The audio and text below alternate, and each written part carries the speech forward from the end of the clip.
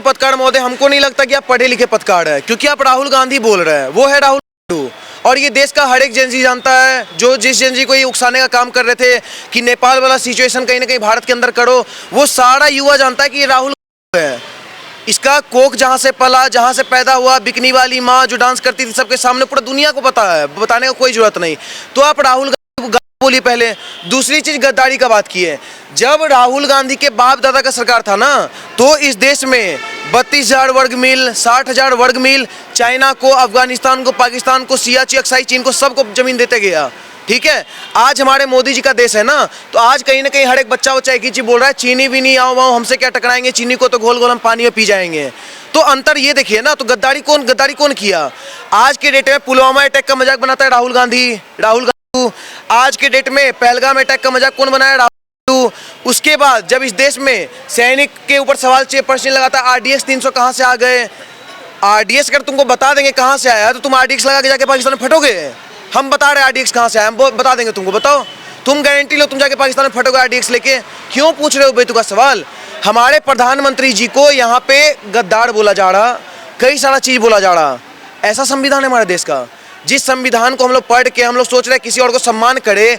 आप हमको एक थाप मारेगा तो आपको एक थाप नहीं मारेंगे, हालांकि हम तो मार देते हैं, लेकिन एक संविधान को बात कर रहे हैं, हम नहीं मारेंगे। ठीक है, संविधान के कायदे में रहेंगे, पुलिस के पास जाएंगे, ये करेंगे, दिस दैट। उस संविधान के दायरे में रखे तुम प्रधानमंत्री को गद्दार बोल रहे हो, गृह मंत्री को गद्दार बोल रहे हो, और ये बंदा सुरक्षित है। आरएसएस को भी गद्दार बोला है ना? अरे आप बोल रहे हैं RSS को। आज हम न्यूज़ 18 के स्टूडियो में थे, न्यूज़ 18 के स्टूडियो में अभय दुबे नाम का एक प्रवक्ता है कांग्रेस का, वो खुल के बोला है मोदी जी और अमित शाह जी को गद्दार। अब बताइए, बात रख रहे हैं, लेकिन तथ्य के आधार पे आप लोग भी तो कई बार राहुल गांधी जी कह रहे हैं, सोनिया गांधी जी के बारे में कहते रहते हैं। देखिए हम तथ्य रखें। पहली बात तो राहुल गांधी का कटी हुई है, पहला तर्क गिनवाते चलेगा। दूसरा तर्क, राहुल गांधी की माँ थी। दूसरा तर्क, फैक्ट जिसको कहते हैं इंग्लिश में। तीसरा, राहुल गांधी पैदाइशी है, तीसरा सबसे बड़ा फैक्ट। चौथा, राहुल गांधी की विदेश में गर्लफ्रेंड है, इसको सिगरेट जला जला के पिलाता है मस्त आराम से, ये भी एक फैक्ट है जो यहाँ पे साबित कर रहा है कि हम कुछ नहीं है। हम तो जेनजी के साथ, हम देश के युवाओं के साथ मेरा कहीं कोई इन्वॉल्वमेंट नहीं है, लेकिन वो सारा जो है अपना सारा एजेंडा चला रहा है विदेश में। आज अगर मोदी जी मेलोडी खिला दिए तो ये लोग का पिछवाड़ा इतना जल गया। तुम्हारा जब नेहरू जा के सिगार जलाता था तब पिछवाड़ा नहीं फटता था तुम लोग का। डिप्लोमेसी है। अब पहले मोदी जी भगवत गीता गिफ्ट करते थे, रामायण गिफ्ट करते थे, अब ये मेलोडी गिफ्ट करते, वो भी मेलोडी को। हाँ, मेलोडी खाओ, खुद जान जाओ। आप खाए ही नहीं है तो आप क्या जानिएगा इस प्यार का अंजाम? वो एक प्यार है। और अगर इटली और भारत के अंदर अगर प्यार बढ़ रहा है तो उस प्यार को कहीं ना कहीं भारत का हर एक जनता समर्थन करता है। आज एक बात बताइए, इस देश में प्रधानमंत्री मोदी जी अगर विदेश जाते हैं और मेलोडी का चॉकलेट का रेट बताइए कितना हो? 1 रुपये में एगो आता है। कोई बड़ी चीज़ है वो? एक छोटा सा पैकेट लेके जाते हैं, वो गिफ्ट कर देते। कितनी बड़ी बात है कि इतना तुच्छ सा गिफ्ट दे रहे हैं, और मेलोनी पूरा खुश है क्योंकि उसको मोदी से प्यार है। तो मेलोनी जी को खुश करने के लिए मोदी जी गए हैं या फिर वहाँ पे विदेश नीति करने गए? विदेश नीति कैसे चलेगा? आप अगर किसी विदेश के प्रधानमंत्री है तो आपको खुश करेंगे तभी तो जनता भी खुश होगा आपका। जब आप ही से मेरा बैठ चलेगा तो जनता तो आपको मेरा ऑलरेडी खिलाफ रहेगा, है या नहीं? तो मेलोनी से अगर प्यार बढ़ रहा है तो क्या दिक्कत है?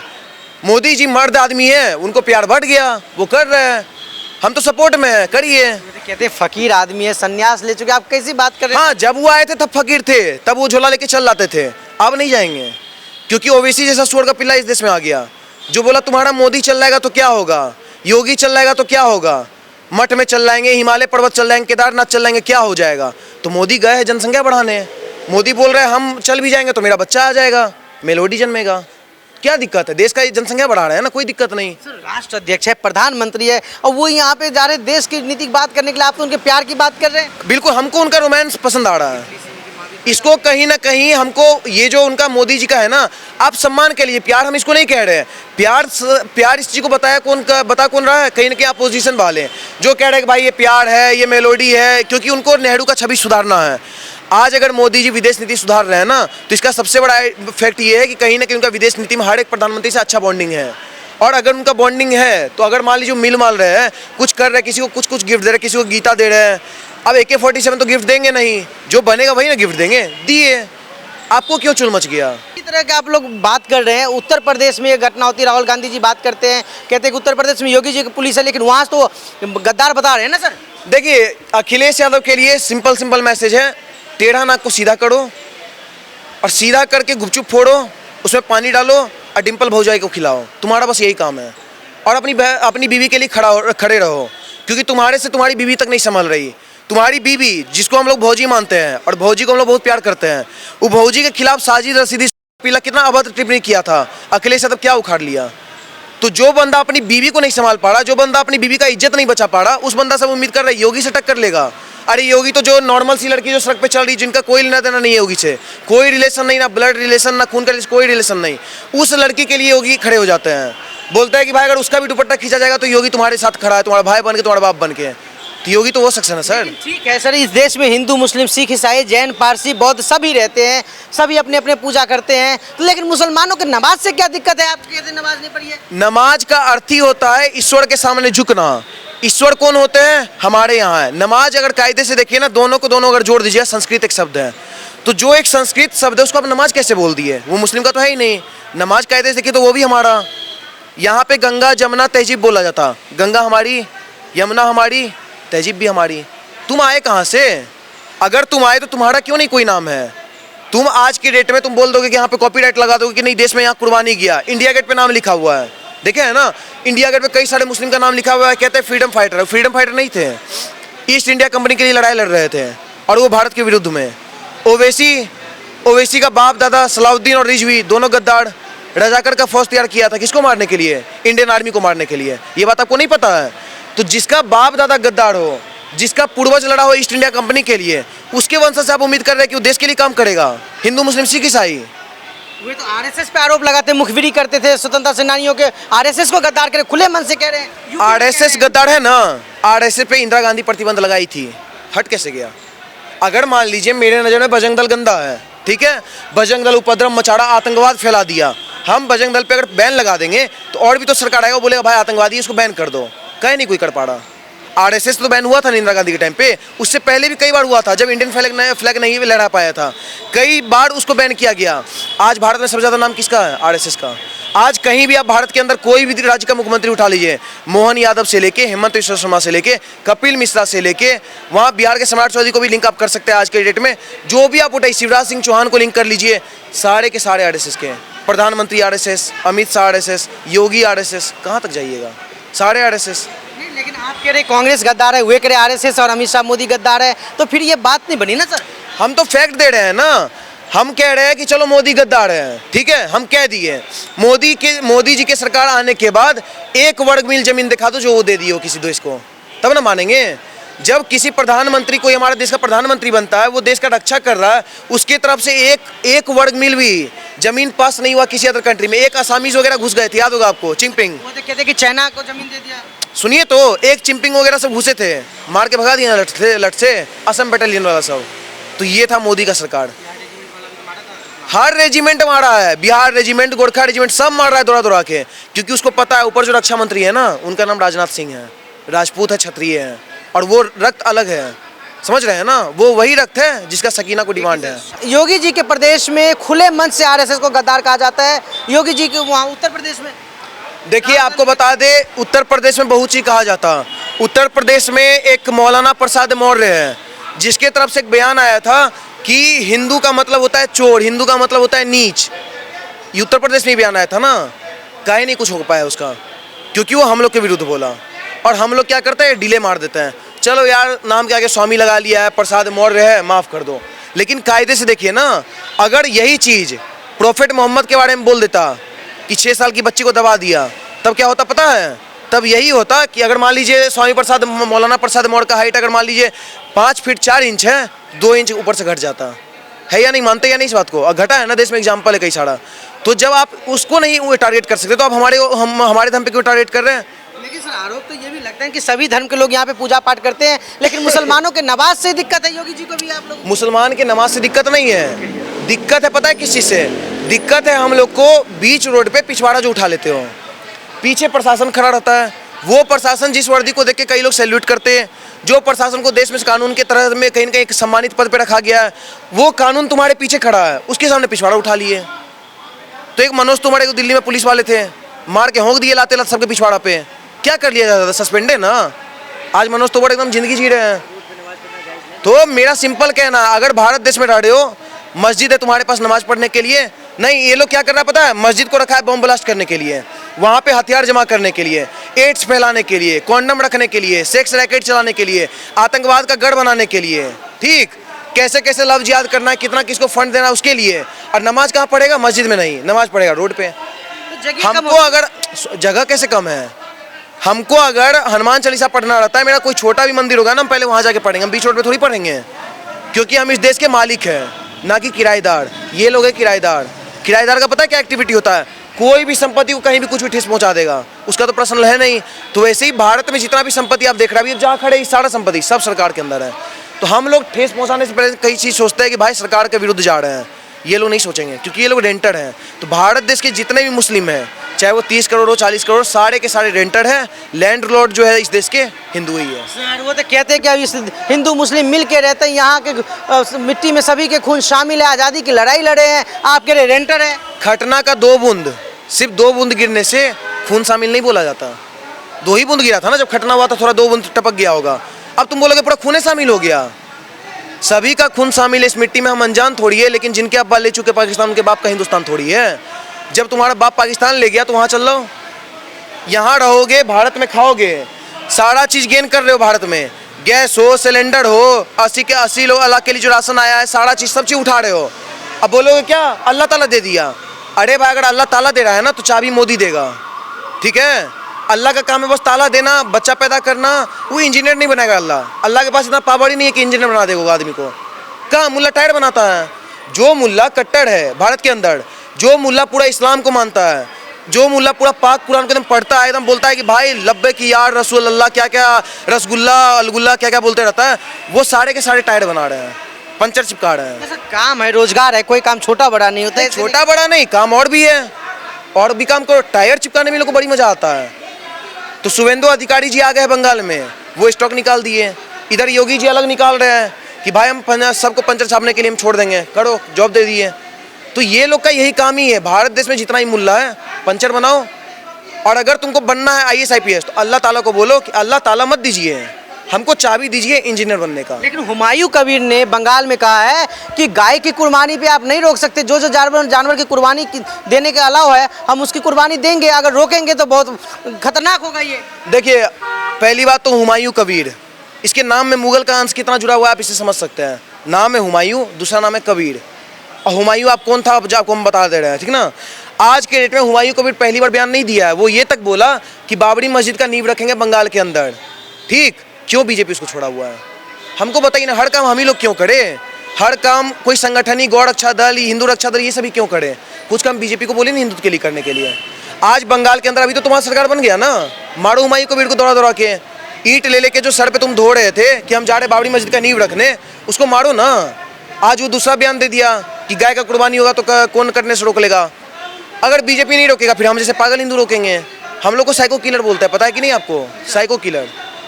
ऐसा क्यों? और भारत में ना सबसे अगर माइनॉरिटी कमीशन अगर किसी को मिलना चाहिए, सबसे अगर कम इस देश में आबादी किसी का है तो वो है कट्टर हिंदू। 2 से 3 करोड़ है ही नहीं, एकदम ही नहीं है। 3 करोड़ है बस, हमको लगता है वो भी नहीं होंगे, गिन के बता रहे, बहुत गिनती में होंगे। तो इतने हैं कट्टर हिंदू। तो माइनॉरिटी कमीशन हम लोग को कायदे से मिलना चाहिए, क्योंकि इस देश में साइको किलर वाले जो हिंदू है ना, जो गाय माता को कोई गलत बोले तुरंत बंदा को काट दे, तुरंत कोई तस्कर जा रहा हो तुरंत काट दे। अभी बकरीद आ रहा है, देखिएगा हम लोग कार्रवाई कैसे करते हैं। कानून हाथ में कैसे लेते हैं सर? वो तो कानून में, संविधान को मानने वाले लोग हैं ना आप लोग, तो कानून में क्यों जाते हैं? हम मानते हैं, हम कुछ हद तक यहाँ तक गांधी को ही मानते हैं, ठीक है, लेकिन यहाँ तक नहीं मानते हैं। जब ऊपर चल गया ना तो गांधी गांधी सब करे, गांधी भय न कोई, एक थाप गाल पे पड़े सब गोट से होए। तो हम लोग कानून तभी तक मान देंगे ना। हम लोग पता है कौन आते हैं? हमें ब्राह्मण, ठीक। और बिहार में ब्राह्मणों का इतिहास क्या रहा है ना, आप एक बार पता कर लीजिएगा। बस हल्का सा रिमाइंड मारिएगा, एक नाम आपको बताते हैं, हिंट्स दे देते हैं। हालांकि वो नाम अभी हम बोलना नहीं चाहते क्योंकि थोड़ा बैन उसको लगा दिया है सरकार। ब्रह्मेश्वर मुखिया जी, पूरा दुनिया जानता है उनको। रणवीर सेना, बहुत बढ़िया, आप तो इंटेलेक्चुअल पत्रकार है। रणवीर सेना का ना इतिहास पता करिएगा। ये मुल्ला लोग को ना अकेले मार के अभी फाड़ने का हम लोग हिम्मत रखते हैं, रणवीर सेना से आते हैं। और भारत देश में कितना भी रणवीर सेना को बैन करने दो ना, हमारे से नहीं है, क्लियर बता रहे हैं। जो RSS वो वाला था, वो वाला आज के डेट में RSS नहीं है। मोहन भागवत मुल्ला भागवत बन चुका है आज के डेट में। क्या क्या बयान दे रहा है? जो हिंदू इस्लाम के खिलाफ है वो हिंदू ही नहीं है। भारत के कई सारे कट्टर हिंदू इस्लाम के खिलाफ है। उस इस्लाम के खिलाफ जो हम लोग को काटने बोलता है, जो गौ माता का हत्या करने बोलता है, हम उसके खिलाफ है तो हम हिंदू नहीं हैं। ये बात मुल्ला भागवत बोला है। मोहन भागवत जी कहते हैं जो हिंदुस्तान में पैदा लिया सब हिंदू है। एगो बयान सही है, 10 गो बयान हिंदू के खिलाफ थूका बिरयानी चखते हैं। गारंटी के साथ कह रहा है। मोहन भागवत के पीछे ना, मुल्ला भागवत के पीछे कैमरा लगाइए आप, आपको दिखेगा घर में बैठ के थूका हुआ बिरयानी खाता है सोयाबीन डाल के। मैं तो उसी संगठन के अध्यक्ष है जिस संगठन को आप रिस्पेक्ट करते हैं। हम क्या बोले, जिसे राहुल गांधी कहते हैं, हैं। हम आरएसएस को मानते हैं, अभी भी मानते हैं, मुल्ला भागवत को नहीं मानते हैं। ये देश में ऐसा कैंसर फैलाते जा रहा है ना कि रहेगा हिंदू बन के, लगेगा भाई आरएसएस का नाम चला रहा है, हिंदुत्ववादी काम कर रहा है और है विरोधी। उसको अब आना है पॉलिटिक्स में। पॉलिटिक्स में आने के लिए आपको क्या बनना पड़ेगा, भारत के अंदर सेक्युलर, वही बनने का कोशिश कर रहा है, होने दोने वाला कुछ नहीं। तो इस देश में जितने भी मुल्ला हैं, हम अभी भी एक ही चीज़ सजेशन देना चाहते हैं, अगर थोड़ा इतना भी भाई मानते हो तो, हालांकि जीजा हमको कहते हैं बोलो, लेकिन फिर भी थोड़ा सा बस बोलते हैं, अगर थोड़ा भी भाई मानते होगे या जीजा ही मानते हो, प्यार से जीजा अगर बोलते होगे, तो मेरा इतना बात मानो, अगर एक हाथ में कुरान है रखो, कोई दिक्कत नहीं, तुम्हारा पाक साफ है, पढ़ो, तुम्हारा अपना राइट है, संविधान देता है। दूसरे हाथ में लैपटॉप रखो जो मोदी जी दे रहे थे, ठीक है। दूसरे हाथ में अगर पत्थर रखोगे ना तो बस पंचर चिपकाते नजर आओगे। उससे भी तो बम बनाने की टेक्निक सीखते हैं। वही बात है, पत्थर बहुत तेज है। आप इतने तेज हो कैसे गए? क्या नाम हुआ? अपना नाम तो बता दीजिए, फेमस हो जाइएगा। खुल के बताइए ना, आप मुल्ला का विरोध करने में डरिए मत, आपके हम लोग भाई जैसे खड़े हैं। विनोद यादव नाम है। विनोद यादव, अरे यार, इसीलिए कहते हैं भारत देश में जितने भी लोग यद मुल्ला का ट्रेंड चला रहे हैं, एक अरुण कौशली चलाया है, गलत है। आज के डेट में अगर सबसे बड़ा गौ रक्षक इस दिल्ली एनसीआर हरियाणा के अंदर में है ना, मोनू मानेसर है, वो भी यादव है। आज के डेट में अगर हिंदुत्ववादी अगर कोई सरकार बनाए ना एमपी में, मोहन यादव है। कैसे कोई यादव के खिलाफ बोल दे रहा है? देखो ऐसे यादव होता है। तो आज के डेट में अगर यद मुल्ला बोल रहे हो तो हर जात को बोलो, क्योंकि हर जात में वैसे लोग हैं। लेकिन रही बात, आज पत्रकार सही बात बोले कि ये लोग लैपटॉप देख के आतंकवादी बनते हैं, और सबसे बड़ा बेस्ट एग्जांपल है लाल किला बम ब्लास्ट, है या नहीं?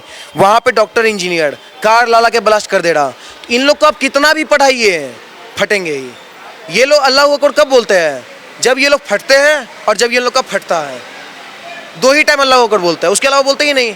लेकिन मुख्यमंत्री योगी आदित्यनाथ जिस तरह के बयान देते हैं कि शिफ्ट में नमाज पढ़ो, नहीं तो हमें अपना तरीका अपनाना पड़ेगा, तो ऐसे कैसे कह रहे हैं? फिर अपना तरीका देखिए, भारत का संविधान रोड पे नमाज पढ़ने के लिए नहीं बोलता। अगर भारत के संविधान के विरुद्ध जा रहे हो, डेट मीन्स तुम शरिया मानते हो। तो योगी जी दूसरा तरीका पता है क्या बोलना चाह रहे थे? हम बोल देते हैं योगी जी मर्यादित पद पे नहीं बोलना चाहते हैं, पिछवाड़ा में शरिया डाल देंगे। अगर संविधान ना मान के, शरिया मान के अगर तुम रोड पे पढ़ोगे नमाज, तो उत्तर प्रदेश के अंदर ही नहीं, भारत के हर एक कोने के अंदर पिछवाड़ा में ऐसा शरिया डालेंगे ना कि जिंदगी भर कामना करोगे कि भाई पाइल्स, इससे बढ़िया पाइल्स हो जाता हमको, इतना दर्द देगा। पाइल्स मतलब जानता है? बाबा सिर, बाबा का सिर, तुम्हारे बड़े बड़े मुल्लाओं का सिर घुसा देते अंदर। लेकिन सर मुसलमान से मतलब उनसे क्यों नफरत है? ये कौम ही है नफरत करने वाली है। ये कौम में प्यार वाली क्या चीज़ है, आप हमको वो बताइए, एक पॉइंट बताइए जिससे प्यार हो जाए। वहाँ तो अब्दुल कलाम भी हुए, वीर हमीद भी हुए हैं, वहाँ बहुत सारे लोग ऐसे हुए हैं ना सर। अब्दुल कलाम ऊपर से एक छतरी देके चल गए, बाकी काम कौन करेगा? और उधर जो पावर देके गए न्यूक्लियर वाला, वो कौन देखेगा? अब्दुल कलाम को मानते हैं, उनको हम इसलिए मानते हैं एज ए इंसान के तौर पे। हम परमाणु बम इस सबको लेकर नहीं मानते हैं, क्योंकि अगर भारत के अंदर, आपको क्लियर शब्दों में बता दें, पाकिस्तान के पास, पाकिस्तान से अगर आप थोड़ा देर के लिए डरिएगा तो क्यों डरिएगा बताइए? परमाणु बम, आप गधे आदमी हैं, आपको हम अच्छा पत्रकार मान रहे थे। पाकिस्तान के पास, हम आपसे पूछ रहे हैं, हम बता रहे हैं ना, पाकिस्तान के पास सबसे बड़ा हथियार परमाणु बम नहीं है। हम लोग को एक ही चीज से डर है जो पाकिस्तान के पास है, वो है भारत के अंदर रह रहे कीटाणु बम। और वो कीटाणु बम कौन है? ये जो कीटाणु वाले कौम है। बड़े भाई का कुर्ता, छोटे भाई का पैजामा, गोल टोपी, लंबी दाढ़ी, ऊंचा पैजामा खींच के, यही है। बुरखा में पूरा पैक। ऐसे ऐसे लोग जो है ना, मुल्ला है, मुल्ला है, मुल्ला है। तो कहीं ना कहीं भारत देश के अंदर जो कीटाणु बम रह रहे हैं ना, हम लोग को कहीं ना कहीं सिर्फ उससे दिक्कत है। आज अगर आप अब्दुल कलाम का नाम नहीं, हम तो कहते बनो, कौन दिक्कत है? एक बात बताइए, एक भी हिंदू, भारत देश का हिंदू आज तक अब्दुल कलाम के खिलाफ बोला? बड़ा से बड़ा कट्टर हिंदू को उठा लीजिए, कोई नहीं बोलता। क्यों नहीं बोलता? कि चलो भाई जो भी काम किए, चलो हिंदू, ये क्या बोलते, देश के लिए किए। उनके कमरे में वो थे क्या, राष्ट्रपति थे ना, उनके मरने का चक्कर, उनका कमरा खोला गया, सिर्फ एक नॉर्मल सा घड़ी, बाकी सारा किताब मिला, वो थे अब्दुल कलाम। लेकिन ये लोग क्या है? ये लोग तो अफजल को मानते हैं, ये लोग तो आतंकवादी सबको फॉलो करते हैं। तो आतंकवादी को फॉलो करते हो ना, तो आज के डेट में कट्टर हिंदू का भी नाम करना, देश में कुछ रिक्शनी में नाम आ चुका है, वो लोग इस लोग को काम कर रहे हैं, कोई दिक्कत वाली बात